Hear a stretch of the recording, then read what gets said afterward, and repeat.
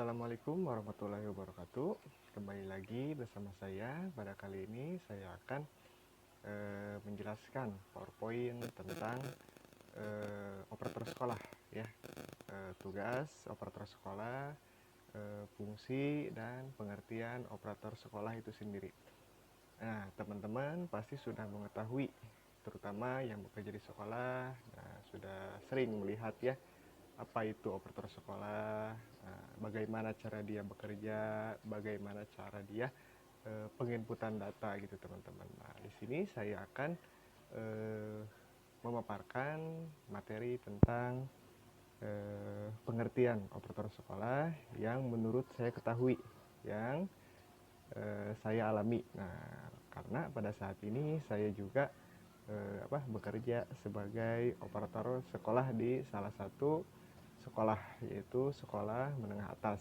Nah, itu. Nah, sebetulnya saya membuat video ini untuk kita sharing saja ya. Kita berbagi pengalaman bersama teman-teman, tentang apa itu operator sekolah gitu. Apa itu tugas dan fungsinya gitu.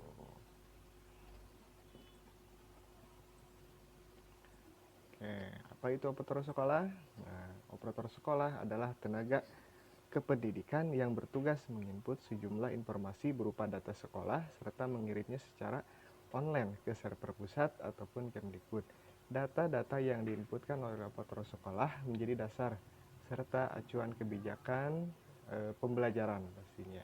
Nah, ini merupakan pengertian dari operator sekolah. Jadi, operator sekolah itu adalah tenaga kependidikan ya, teman-teman. Adalah tenaga kependidikan, tenaga administrasi, bukan guru. Nah, kenapa bukan guru? Karena jika orang tersebut hanya bekerja sebagai operator saja, kecuali operator tersebut merangkap sebagai guru. Nah, gitu.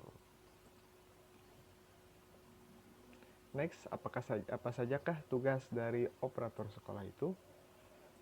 Oke, untuk yang pertama, ini yang paling sentral ya teman-teman, yaitu mengelola aplikasi Dapodik, ya, menggarap aplikasi Dapodik, mengisi aplikasi Dapodik. Nah, pengertiannya sendiri, data pendidikan atau Dapodik adalah suatu sistem pendataan yang dikelola oleh Kementerian Pendidikan dan Kebudayaan yang memuat data satuan pendidikan, peserta didik, pendidik, dan tenaga kependidikan, dan substansi pendidikan. Data tersebut bersumber dari data dari satuan pendidikan yang terus-menerus diperbarui secara online. Nah, tugas operator sekolah yang paling inti adalah ini teman-teman ya, aplikasi Dapodik. Nah, di mana pada aplikasi Dapodik ini, kita akan menginputkan data pada aplikasi Dapodik. Nah, contohnya input peserta didik.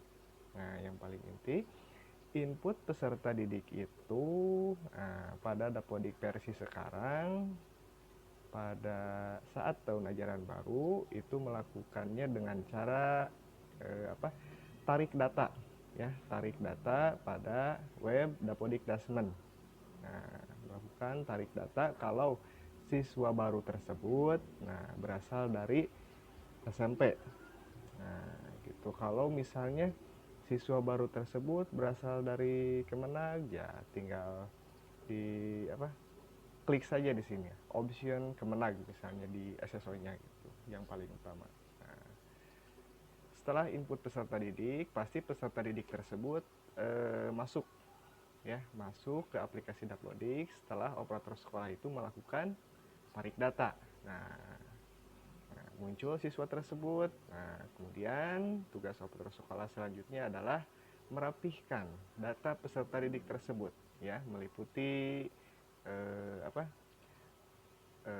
nama bila ada kesalahan, terus data orang tua, terus domisili. Nah, itu diinputkan pada aplikasi Dapodik. Nah, yang kedua ada input data guru. Nah, untuk input data guru ini sama ya. Untuk sekarang pengajuan PTK baru pada aplikasi Dapodik untuk sekolah swasta itu bisa dilakukan oleh operator yayasan ya teman-teman, diinputkan melalui operator yayasan melalui Perpal GTK atau Perpal yayasan dengan masuk menggunakan akun yayasan sekolah tersebut sendiri. Nah, gitu. Terus input data sekolah. Nah, data sekolah ini pada aplikasi Depodik merupakan data-data kelengkapan dari sekolah. Misalnya data NPSN, terus data yayasannya, nah, kemudian data email, terus menginputkan web gitu, dan masih banyak lagi penginputan pada data sekolah. Nah, kemudian input data sarana dan prasarana. Nah, ini tentunya semua fasilitas sekolah, sarana prasarana sekolah harus diinputkan pada aplikasi Dapodik oleh seorang operator sekolah. Nah, prasarana tersebut contohnya seperti komputer, terus meja, kursi, dan lain-lain. Semuanya diinputkan pada sarana prasarana, termasuk juga bangunan sekolah itu sendiri. Nah, pada sarana prasarana, nah tahapan penginputannya, nah kita input dulu tanah biasanya ya. Input dulu tanah, kemudian tanah tersebut pasti berdiri sebuah bangunan. Nah, bangunan tersebut pasti dipecah lagi. Ada ruang kantor, terus kemudian ruang kelasnya ada berapa, ruang UKS, misalnya lab IPA, lab IPS, dan masih banyak lagi. Nah, itu semua di data sarana dan prasarana pada aplikasi Dapodik. Nah, jadi untuk penginputan sarana prasarana ini, tentunya operator sekolah harus berkoordinasi dengan wakil kepala sekolah urusan sarana prasarana. Nah, itu operator sekolah berarti tinggal berkoordinasi saja dengan Wakasarpras yang ada di sekolah teman-teman gitu. Nah, dan lain-lain tentunya masih banyak lagi, ini hanya contoh ya teman-teman. Nah, gitu. Kedua, membuat laporan individu. Laporan individu sekolah biasanya mencakup identitas sekolah, informasi berupa data kepala sekolah, guru, tenaga pendidikan, dan sarana prasarana.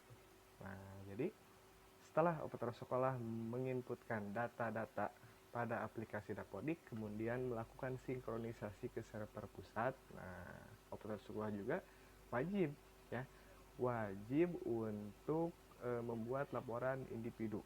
Laporan individu untuk diketahui oleh kepala sekolah dan staf-staf guru yang lainnya gitu. Jadi kesannya itu operator sekolah itu benar-benar gitu. Kerja operator sekolah itu kelihatan. Oh, seperti ini kerja operator sekolah. Nah, itu berarti laporan individu perlu dibuat pastinya. Next, yang ketiga, mengelola aplikasi PMP atau pemetaan mutu pendidikan. Nah, ini. Aplikasi pengisian kuesioner PMP adalah tugas dari masing-masing bagan untuk mengisi berbagai macam kuesioner. Tugas dan tanggung jawab oleh masing-masing elemen, tenaga pendidik dan tenaga kependidikan, yaitu dari kepala sekolah, guru, komite, siswa, dan pengawas. Nah, pada aplikasi ini PMP ya, operator sekolah hanya bertugas sebagai teknisi. Nah, sebagai teknisi untuk penyetingan aplikasi PMP itu sendiri. Nah, dan memberikan username kepada guru, kemudian tenaga pendidikan, komite, siswa, dan pengawas. Nah, hanya sebagai teknisi saja teman-teman. Itu merupakan tugas dari operator sekolah. Untuk pengisian PMP itu sendiri, nah tadi yang sudah dicantumkan yaitu oleh guru, kepala sekolah, tenaga pendidikan, komite, siswa, dan pengawas. Itu yang wajib mengisinya. Oke, next. Nah, verifikasi dan validasi peserta didik. Nah, Perpal peserta didik adalah proses yang dilakukan untuk memastikan keabsahan data peserta didik yang tercatat dalam Sistem Pendidikan Nasional dan Basis Data Pendidikan Nasional.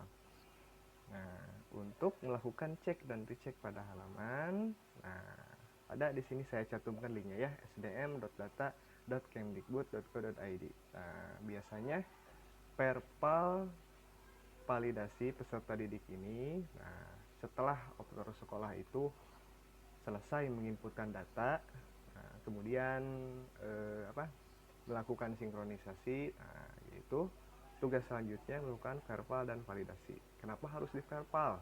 Karena verbal validasi peserta didik ini untuk mengetahui jika ada pengisian peserta didik yang salah.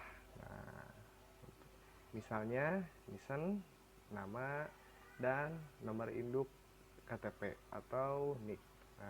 Itu dirubahnya pada web verifikasi dan validasi peserta didik.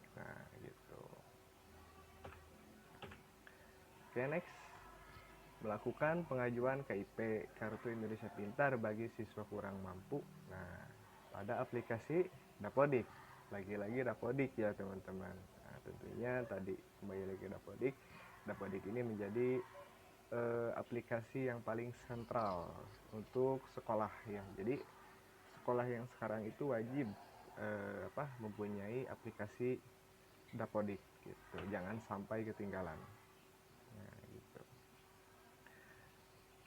Maaf, yang 5 saya kurang menjelaskannya. Untuk pengajuan KIP ini, operator sekolah tinggal mendata ya, siapa saja siswa kurang mampu, siapa saja siswa yang layak untuk mendapatkan bantuan Kartu Indonesia Pintar. Kemudian operator sekolah melakukan penginputan kepada siswa, ngecek siapa saja yang punya KIP, KPS, dan lain-lain. Nanti diisikan pada aplikasi Dapodik nomor kartu KIP tersebut. Gitu. Next, mengelola web BOAN. Kalau dulu waktu masih UNBK ujian nasional, namanya web BOUN ya. Kan sekarang berganti menjadi asesmen nasional, menjadi BOAN. Operator sekolah juga bertugas mempersiapkan data yang valid tentang calon peserta asesmen nasional. Seorang proktor wajib mengisi web bernama BOAN di laman boan.kemdikbud.go.id. BioSMA untuk SMA ya. Untuk mencetak daftar nominasi sementara atau DNS dan daftar nominasi tetap untuk DNT. Jadi web BOAN ini bertujuan untuk menarik data siswa yang akan mengikuti asesmen nasional. Untuk asesmen nasional ini jenjangnya kelas 11 ya, kelas 11 untuk SMA, kelas 8 untuk SMP, dan kelas 5 untuk jenjang SD. Gitu. Data BOAN ini yang terintegrasi dengan aplikasi Dapodik.